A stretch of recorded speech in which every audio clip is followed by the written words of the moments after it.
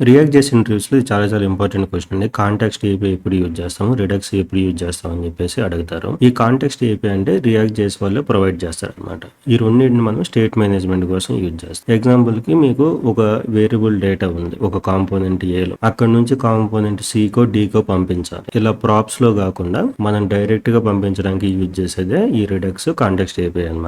ఈ context API ఏందంటే చాలా చిన్న అప్లికేషన్స్‌కి యూజ్ చేస్తాం. ఇందులో డేటా ఏందంటే మనకు ఫ్రీక్వెంట్‌గా చేంజ్ అవ్వదు. ఎగ్జాంపుల్‌కి లాగిన్ అయ్యారనుకోండి యూజర్ డేటా వచ్చిద్ది. అలాగే థీమ్‌కి సంబంధించిన డేటా, అలాగే లాంగ్వేజ్ ప్రిఫరెన్స్ ఇలాంటి డేటా అనేవి మనకి ఫ్రీక్వెంట్‌గా చేంజ్ అవ్వదనమాట. ఇలాంటి వాటికి మనం కాంటెక్స్ట్ ఏపీఐ యూజ్ చేస్తాం. రిడక్స్ ఏందంటే మనకి కాంప్లెక్స్ లాజిక్స్ ఉండయి. డేటా అప్డేట్ అవుతాయి, మాడిఫై చేస్తూ ఉంటాము, డిలీట్ చేస్తూ ఉంటాము. మన అప్లికేషన్ కూడా చాలా పెద్దది. చాలా కాంపోనెంట్స్ డిపెండ్ అయ్యి ఉంటాయి ఒక చిన్న వేరియబుల్ డేటా మీద. అలాగే డేటా కూడా చాలా ఫ్రీక్వెంట్‌గా అప్డేట్ అవుతూ ఉంటుంది. పేజ్ లోడ్ అయినప్పుడు, వేరే ఏపీఐ కాల్ అయినప్పుడు, వేరే యాక్షన్ జరిగినప్పుడు, ఇది మనకి కామర్స్ వెబ్సైట్స్ కావచ్చు. ఇలాంటి వాటన్నిటిలో మన పెద్ద అప్లికేషన్స్‌లో అంటే మాక్సిమం మన రియల్ టైమ్ అప్లికేషన్స్ అన్నిటిలో ఈ రెడెక్సే చూస్తాం అనమాట. మన దగ్గర real time oriented paid courses ఉన్నాయండి విత్ ఏఐ ఇంటిగ్రేషన్. ఎవరైనా జాబ్ పర్పస్ కోసం నేర్చుకోవాలనుకుంటే ఒకసారి మన వెబ్సైట్ చెక్ చేయండి. థ్యాంక్ యూ అండి.